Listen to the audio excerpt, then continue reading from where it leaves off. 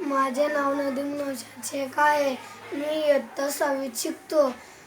रंगीत कपडे जल प्रदूषणासाठी घातक ठरत आहे. त्याबद्दल मी माहिती सांगणार आहे.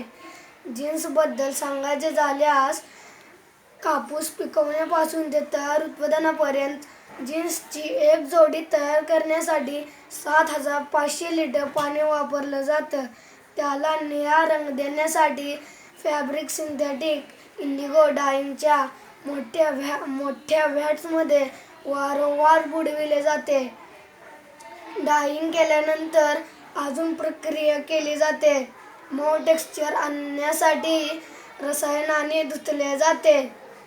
फिकट किंवा वाणीहीन दिसण्यासाठी रासायनिक प्रक्रिया केली जाते, ज्यामध्ये ॲसिड, एन्झाईम, ब्लीच आणि फॉर्मल्डिहाइड वापरले जाते. धन्यवाद.